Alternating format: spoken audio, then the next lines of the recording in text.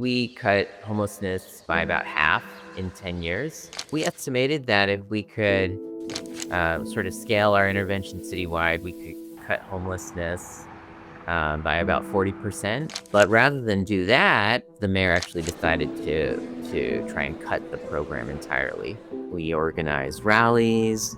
We organized kind of a protest vigil with local churches. And I went on a hunger strike. And eventually we were able to get 70% of the funding restored. So why do you think it is that there's such a blind spot? We're the only country that doesn't believe people should have access to legal services.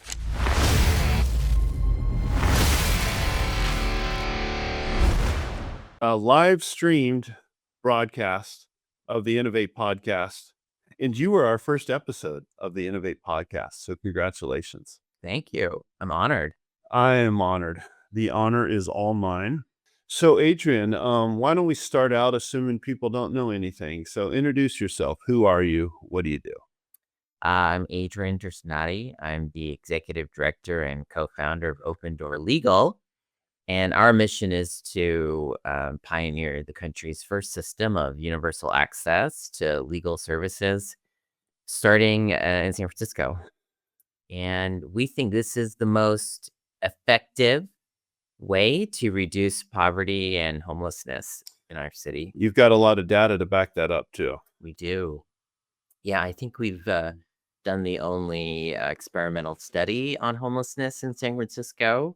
And The only experimental study on homelessness. What is, there's been studies of homelessness. What differentiates an experimental study versus that? Experimental where you kind of create a control and treatment group and you try and vary the intervention across those groups to see what effect the intervention has.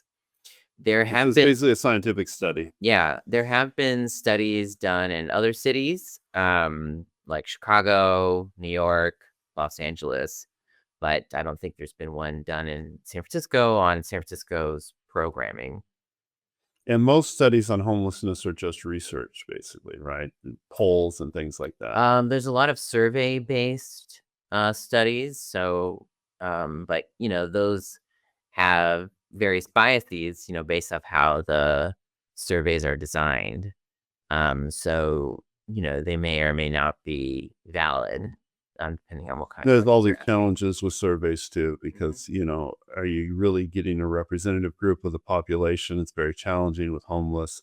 It's challenging with anybody. So homeless, even more so. Okay, so go on. What were the results of this study? Well, it found that ensuring access to legal services can dramatically reduce homelessness, and that the cost for doing so is it's at least 5 times more cost efficient than the sort of next best solution, which is financial assistance. Basically, you proved this out, and you analyzed your intervention in the Bayview-Hunters Point district, right? Over 10 years. And what were the results of that?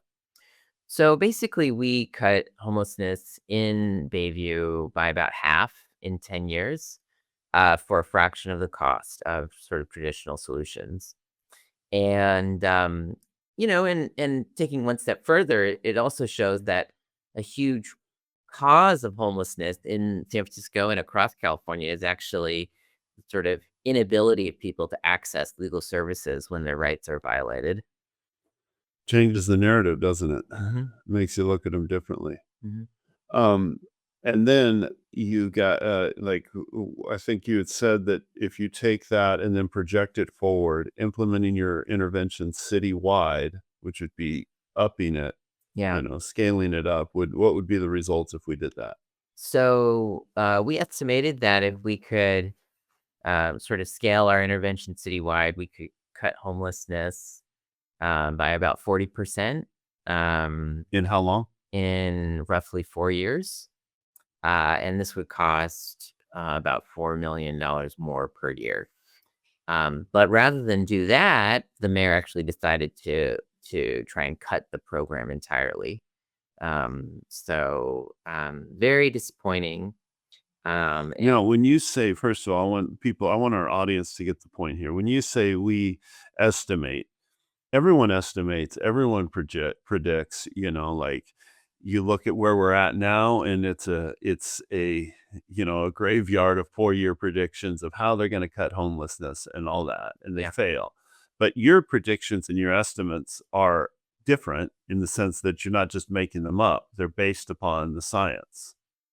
Yeah, I mean, it's an informed estimate based off the research that I just mentioned. And, you kind of have to assume other variables stay constant. But it gives you a sense of the effect size that we're talking about. There's a science to prediction. There's a science to estimates. We use them all the time. That's what actuaries do. Mhm. This was a statistical actuarial study, correct? Mhm. And this is what Vegas odds do all the time. And the Vegas always wins. The odds the odds work out. So this was a very solid, data informed, evidence based intervention that would save the city, lots and lots of money. You have to, I think I heard one estimate, I don't know where it came from, that for every person we get off the streets, 4 more are created. Yeah. So you would actually reduce homelessness in 4 years with true data. Okay. Mhm. And that's challenging because America doesn't believe in universal access to legal aid for civil law. Mhm. We're the only nation that doesn't do that. Right. So you'd think San Francisco would jump at the opportunity because we love to be the first. We love to differentiate ourselves from the rest of the country we think are stupid. Yeah. And we'd like to pioneer the best way. We're all about innovation and we're all about taking care of the poor. And here you go. It's a slam dunk deal. But what was the crisis? What actually happened instead? You already mentioned it. Well, the city's facing a deficit, and we have a new mayor, and he decided to tackle the deficit in part by cutting funding for legal services and kind of removing the ability of low income residents to enforce their rights. Okay. And that would have been devastating. Yeah, I mean, that would have cut most of our public funding. So, how did that turn out? Um, we decided to fight back. Um, we decided and try and hold the mayor to his word because he said he would follow the data to make these decisions, and it seemed like they weren't doing that. Um, and we organized rallies. We organized kind of a protest vigil with local churches, and I went on a hunger strike in partnership with dozens of people across the city who also fasted in protest. And all of this, generated a lot of media attention. And eventually we were able to get 70% of the funding restored for the next fiscal year. So, a partial victory. Partial Well, victory. okay. 70%. So, if you compare it to 100, that's bad. If you compare it to a complete cut, that's good. Yeah. So, why do you think it is that there's such a blind spot? Um, well, I think it's going back to what you said. In America, we don't believe, we're the only country that doesn't believe people should have access to legal services or in civil matters, right? Or access to the courts. So they, rather than look at the data, I think the administration or certain people within it just went back to that default assumption and said, "Oh, well, this isn't our job. This is not something government should be responsible for." There's not, the poor don't have lobbies. They don't, unless they're organized, and in which case they do. But Yeah. generally, particularly the working poor, you, they're not lobbyists. So who's championing them? Exactly. That's why we felt like we had to make a stand.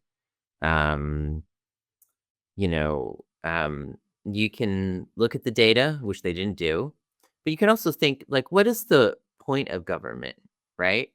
And in my opinion, the first mandate of government is to ensure justice for the poor, right? And Yeah, if you're yeah. and if you're not willing to do that, why are you even seeking public office? Um, Yeah, or the other way, which is even more condemning, why are we voting them into public office? yeah. Um, you know, if you're in government, you have to view ensuring everyone can have the protection of law and have access to justice as part of your job. Actually, the most important part of your job. Yeah, and it's unfortunate that um, many of our the people in government do not think that or do not think that. By and large, other than this, I'm a fan of our current mayor. Okay. Um, I didn't vote for him, but I don't live in San Francisco, so I shouldn't vote for any San Francisco mayor. But I did kind of endorse him, and say this is the guy of the three candidates who I think will do the best job. Well, I mean, he did reinstate at 70%, so I guess the jury's out. So After immense pressure from the board of supervisors. So, yeah, I think he's done a lot of good things, but I think this is one area that that is a major blind spot for the administration. well, yes, it's a blind spot. I just want to make sure that we point the fingers at everyone. It's a blind spot for our nation. Mhm. And so you've been an activist.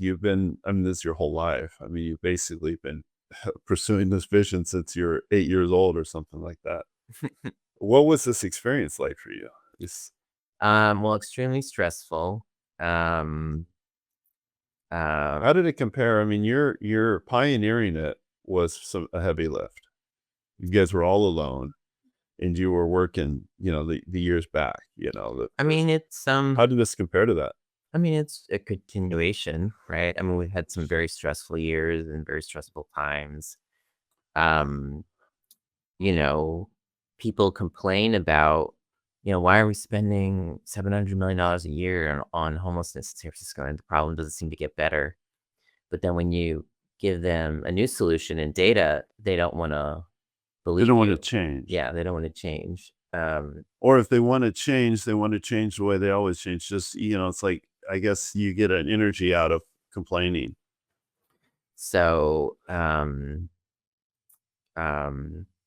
we've been fighting this uphill battle um, to provide access to justice for our vulnerable neighbors, and then also demonstrate the efficacy of it to elected officials and policymakers, um, and to lose years of progress because the new mayor and his team is kind of ideologically opposed to it, was really challenging to deal with. Um, and Yeah, I mean, many sleepless nights, a lot of anxiety, a lot of depression. But, I knew I had to fight back because, the people we deal with, the highly vulnerable people, they're not capable of being politically organized and they don't have the money to throw around, right? So if we're not going to advocate for them, then kind of who is?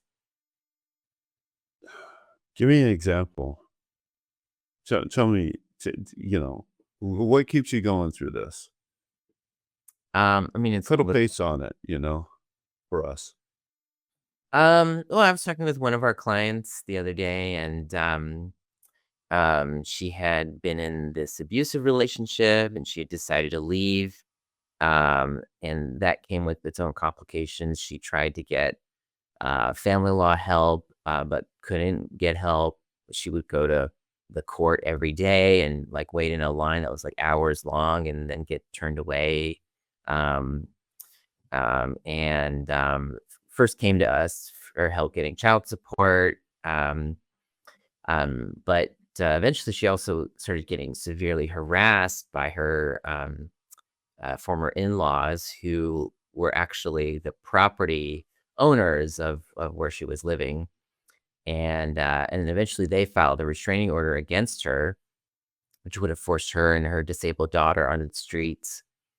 And she came to us for help in kind of defending this, which we did. And as a result, she's able to remain housed. Her child is doing well in school. And So that's a face of homelessness we don't think of. Mhm. We have this stereotype of what we think homelessness is. Yeah. And it's absolutely clear that if Open Door Legal didn't exist, or if the city wasn't funding it, she would have become homeless.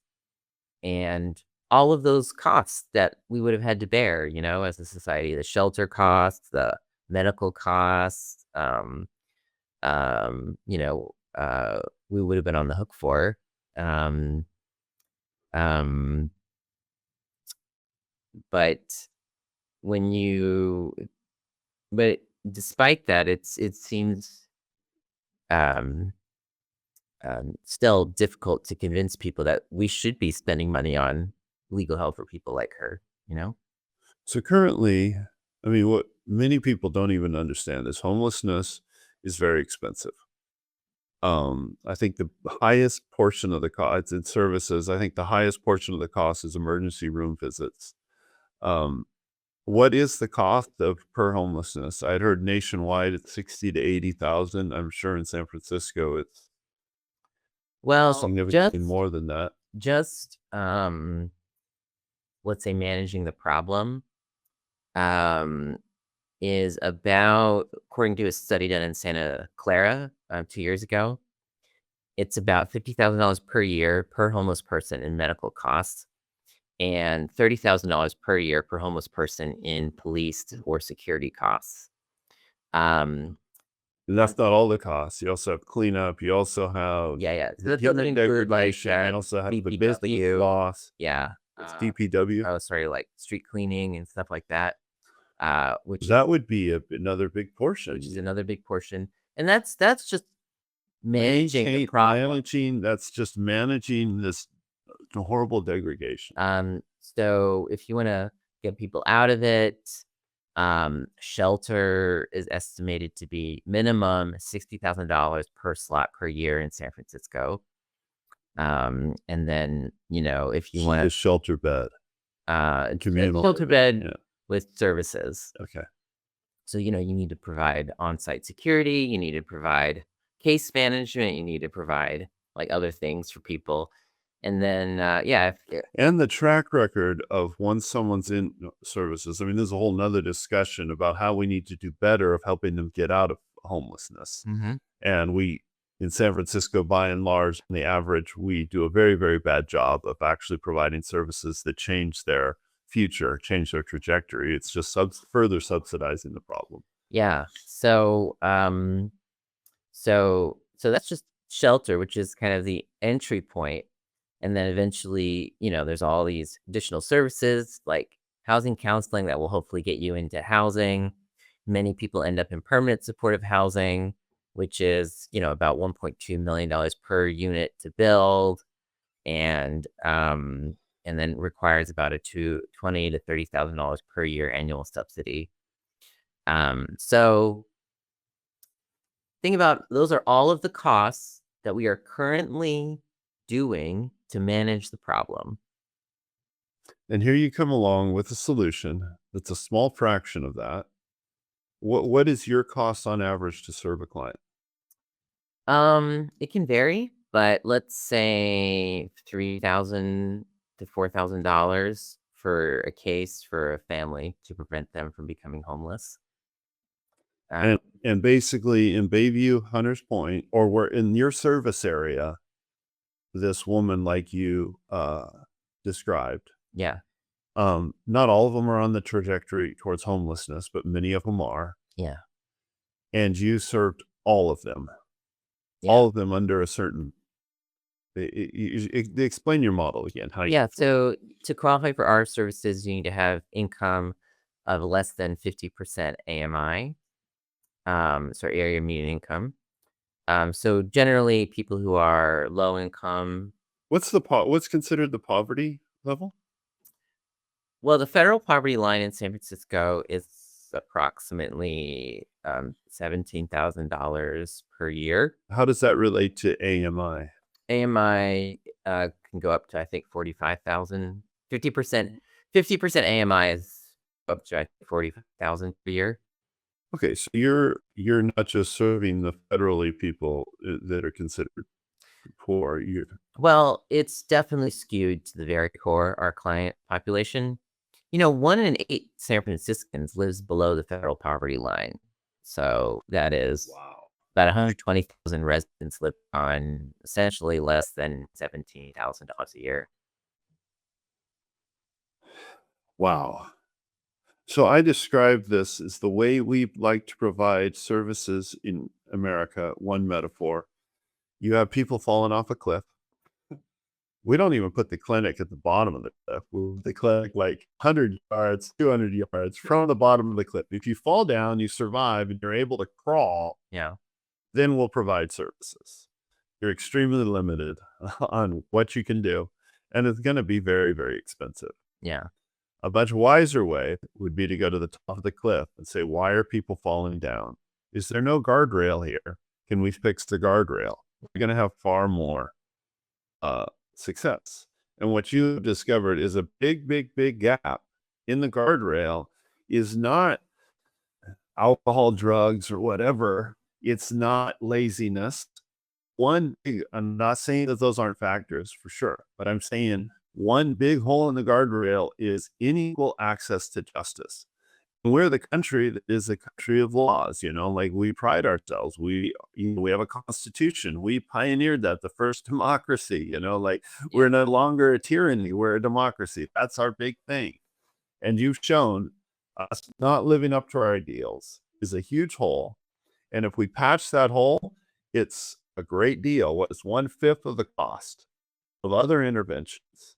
And that doesn't even factor in that these people change their trajectory. Now they are doing better. They're paying taxes. Yeah, I mean, when you prevent the trauma, I mean, it's more cost efficient, but it's better for the client. And it's better for the city. I'm saying Yeah. that that's just, you provide the service. It's better for them, but they don't go to zero. They go to positive because now Yeah. they're taxpayers. Now they're using the service. Now they're working. Now they're doing all the things that we need, Yeah. people to do. And in fact, we really, really need these because the service sector jobs are being we need these people in our society. Yeah. And my hope when I found out about you, like, how long have we known each other? It's been over 5 years. Mm-hmm. It's like, wow, this is the best kept secret in the Bay Area. And wow, we're arguing over all these issues, but here you are, this innovative solution that touches the whole debate of Black Lives Matter. It touches criminal justice. It touches homelessness. It touches all the things that our nation is fighting over. And here you've come with this extremely innovative solution that is not politically, it's not one side or the other. It's not left versus right. Yeah. My hope was someone's going to spot this and say, this is the most amazing thing ever. And particularly California. I mean, to me, this just resonates with what California is all about, particularly what the Bay Area, the best of the Bay Area, like what the Bay Area is and what it's called to be this greatest city of refuge, where we protect the poor. Yeah. Where those are rejected by everyone else come here. We're welcomed, the Chinese immigrants, and nobody else wanted them. We welcomed them in, and on and on. There's so many examples of that. But here we are. Here we are. That hasn't happened yet. No, but people can change. I hope the mayor watches this and has a change of mind and sees this like there's no one else out there who's telling you the truth, who can honestly look you in the eyes and has data to show, to say, if you implement this in 4 years, the best bet the Vegas odds bets is that homelessness will decrease by 40%. There's no there's no other policymaker out there who can say that. So maybe the situation will still change. Well, I believe it will change. We have hope. Mm. So you talked about the challenges, the depression that you pushed through. I know you're a person of faith, as I am. What's the other side? What's the inspiration through this all? And what's your hope? Well, yeah, I think we are the mission, right, is part of God's mission. And, God is in control, then it can't fail in the end, right? We will be successful. So that's what I hold on to. So was this fast also a spiritual experience for you? And fasting's very biblical, very spiritual. Yeah, I've well, never been on hunger strike, but I've been on extended fast. well, they're kind of the same thing, except for Yeah, just with different name. just different name, and you're trying to make a political statement with the hunger strike. Um,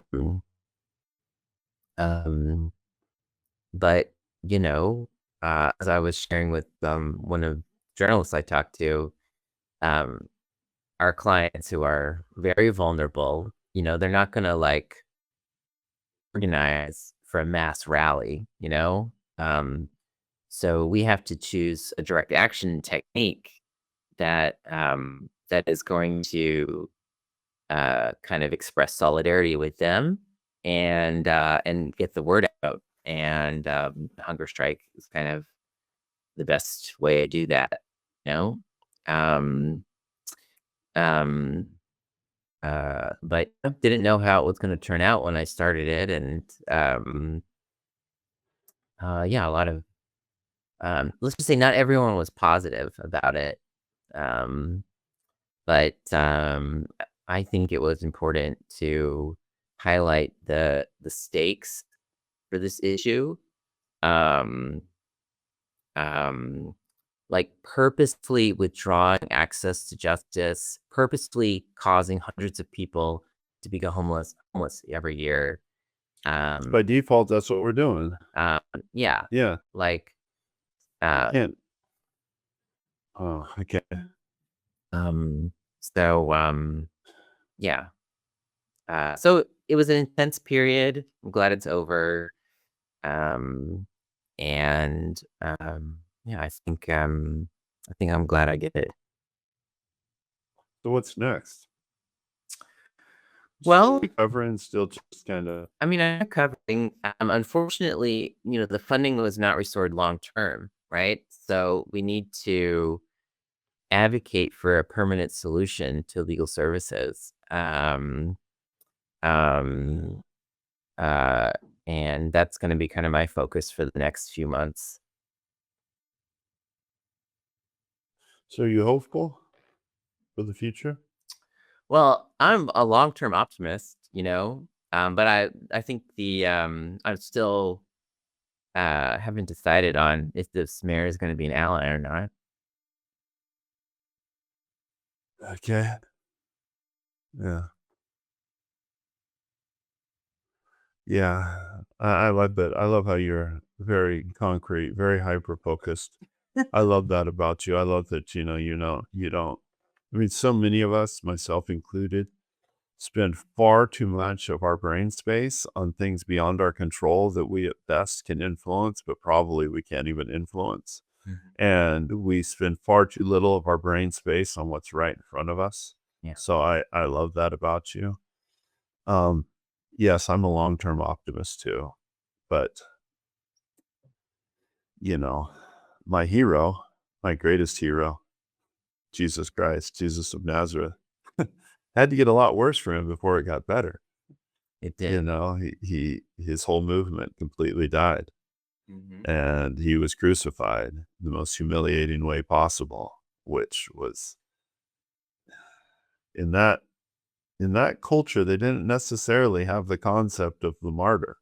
Like that was I guess he kind of invented that, like being crucified on a cross was the worst thing that could happen for your legacy. There was no precedent prior to that of someone who became influential after he had ended that way. And it was the most shameful way. And yet that was the birth of an incredible movement that is inspiring us even today. Mm-hmm. All right. Yeah, there's a big shakeup. And that's my encouragement. The scripture says, unless a seed falls into a ground and dies, it remains alone. Mm. And in everything, at least every personal breakthrough that I've had that's of any value, I've had to go through this process. And now it seems like you're not the only one.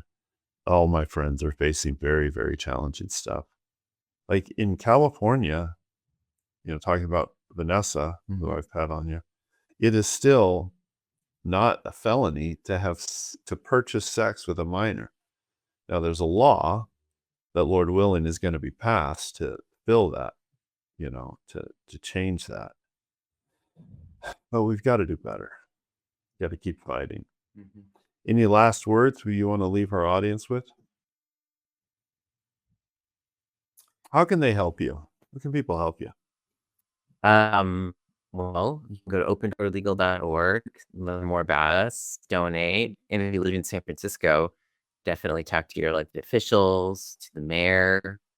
Um, I think we can't rely on data and stories alone to create social change. We have to create a movement of people that, And we have to tell those stories, and we have to take action. We have to we have to shift from just being passive participants to realizing we can change the future. We can create the future. yeah, So what, we've got to put enough influence, pressure, be gracious on our current elected officials, but then get involved and elect officials who will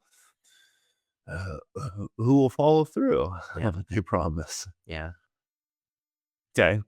So yeah, that's what I would recommend. And and just They can put their money where their mouth is too. They yeah, can support you. social change takes a long time, so we have to keep at it for decades if necessary. Yeah. Keep going. Keep continuing. Have a generational vision.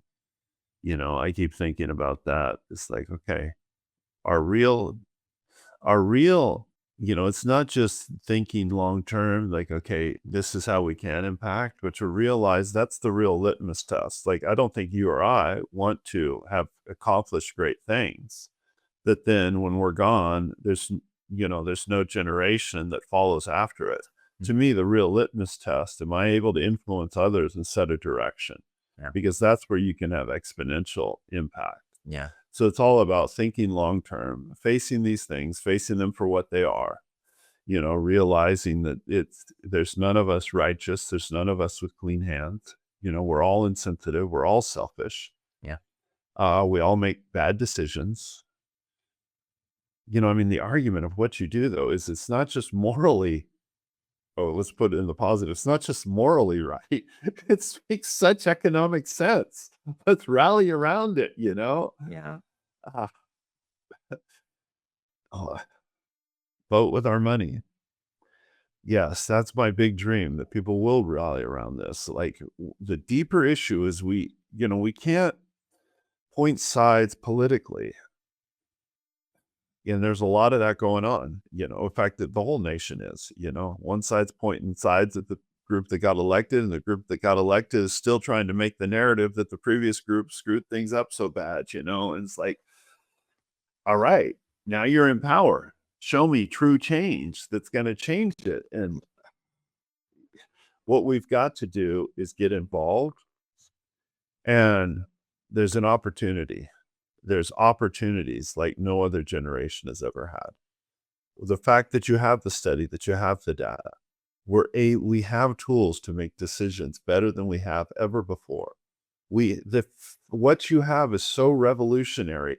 A public policy that is based upon science and research, that is verified. That's not just some study out in, rural New York that's now applied to a city. This is data in the city that is projecting forward in the city. That's a huge gift. Let's rally behind it. Let's make it happen. And let's think differently, and let's inspire the rest of the nation, the rest of our state, the rest of our nation. All right. Well, thank you very much. Thanks, Ted. I'm standing with you. And I'm going to keep supporting you. All right. Well, God bless you. Thank you so much. And spread the word. Let's see. They can go to your website. They can get involved. They can donate. And they can tell their friends. Mm-hmm. There you go. That's your call to action. All right. Thank you very much. Thank you.